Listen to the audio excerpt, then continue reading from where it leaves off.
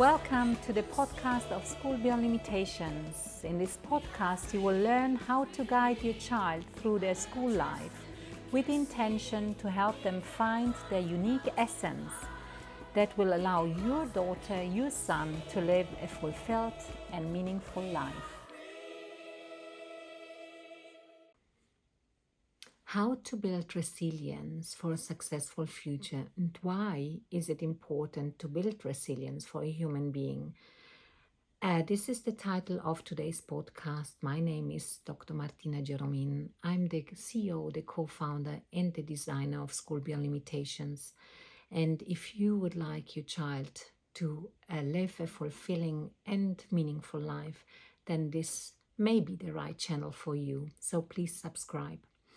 So, how to build resilience within a human being, and why is School Beyond Limitations so bold about it?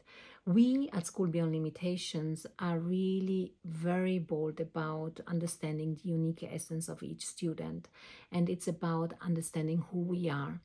But there is another element that is extremely important as well, and it goes hand in hand basically, and it's certainly resilience.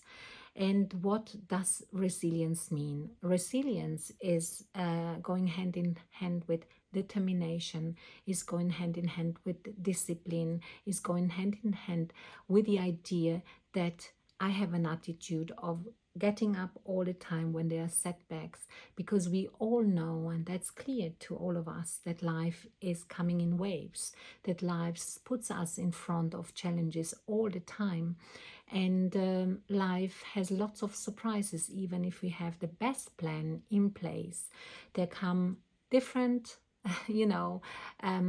experiences, different situations we haven't even thought about. And so we need to be skilled, we need to be prepared for that. And we believe that resilience is one of those skills that we need to prepare ourselves for, and that we can learn. And that's why we build it into our school setting and into our learning approach. And this is also very important for parents also to understand, to not take away everything from their children, and invite their children to actually face challenges. So I would like to share with you a few of the strategies that we apply at School Beyond Limitations, and that you may also apply at home. So one of the strategies is certainly self-awareness. First and foremost, if we all understand that there are different emotions out there, that we undergo different moments in our lives, and that we look at the emotions from a non-judgmental point of view, but by observing those emotions, by understanding where the emotion is coming from, and by embracing that emotion, then again, by being just mindful, by just taking a stance, by looking at the situation from an observer's point of view, I don't give that much of heaviness to the emotion if it's an emotion that makes me feel bad, in quotation mark, and I don't give it too much importance if I feel really high and full of dopamine, and I just understand I'm looking at it from a spectator's point of view, and this is a moment in my life, and this moment in my life I will overcome it, or I will get through it, and there will come another moment. So it's really being very mindful about that, and at the same time it's keeping the focus and the perspective always at a certain level. That allows me, by being mindful, I can look at challenges. I can still see the challenge as a possibility of learning. I can see it even if I fall down, if I have a setback, right? Or if I may call it a failure. I look at it from a perspective of what can I do next? So I keep the perspective always clear in my mind. Where do I want to go? Where do I want to go to, and what can I do? So keeping the perspective really clear, and accept also, acknowledge that it's not always a straightforward thing, but that we undergo different moments in our lives. And another strategy that we apply at School Beyond Limitations, and that you can also apply at home, is really building strong relationships. If you as a parent are, in a strong relationship with your child, and your child feels seen, this is what we are doing at School Beyond Limitations. We really want our students to understand that we are there at their side, on their side, giving them always the support that they are looking for.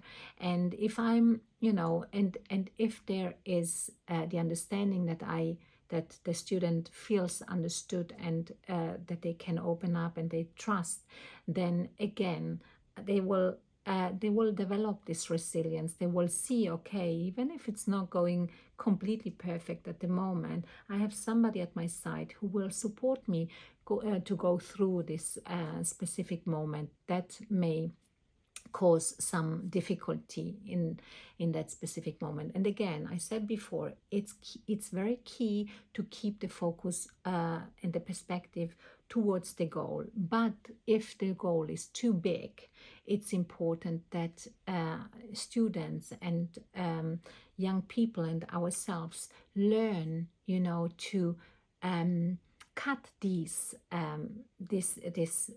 big goal, this overwhelming goal, into small pieces. So cutting them into action steps, into digestible small steps that allow the student and the young person to see, okay, even if it seems that I have made I'm going through a setback now, I've still done something, this small step, and that small step that may take me into a different direction, still focusing on the goal, of course.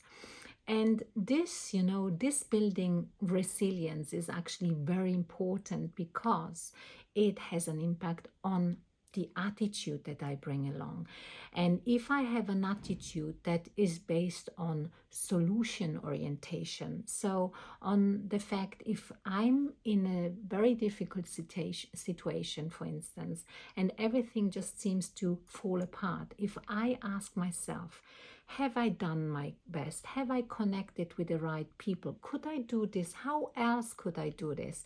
What else could, make me, what else could I learn out of this situation? Then such questions, they are really growing within ourselves an attitude of resilience. I'm not giving up. I'm actually looking for something else. I'm looking for alliances. I'm looking for, for the shortcut. I'm engineering a new way of getting to the goal. And that's the attitude. The attitude is key, so that I understand, okay, it's not always, as I said before, going uphill. It's also going downhill, and I can create my road and my path in the direction of the goal, and I'm taking one step at a time. And in my view, one of the main pillars of cultivating and growing and building resilience is really the understanding that we need to focus on the process rather than on the outcome. And the process means that I understand, and that the students understand, that my child, my daughter, my son understand that I'm learning every day, every moment, and each moment in my life. If I do not judge it, if I just see it as the one moment where I can learn something more for myself, for others, and I can bring that then again to the table, then I build resilience. I'm not giving up at the first hindrance, at the first obstacle. I'm actually going forward. So as you see, in summary, we can really say that resilience is a key faculty, a key skill for a student to build up, to grow, to further develop. And that at School Beyond Limitations, we are doing that on a daily basis. It's not always a straightforward approach, but it will eventually lead into an attitude of going the extra mile, taking the challenge on board, and looking at challenges from a completely different angle. So, and if you think that this sounds like a learning environment that you would like your son or your daughter to also experience, then you find in the description our website, and then we are looking forward to welcoming you at one of our conversations during our admission process. At School Beyond Limitations, we support our students find their unique essence. Feel free to share the content of this podcast with other parents. We are here to show that your children can indeed bring their unique essence into life. So, reach out to us if you think that this is what you'd like your daughter, your son to experience, or apply through our website. Also, leave your comments, your questions, or your review about the podcast.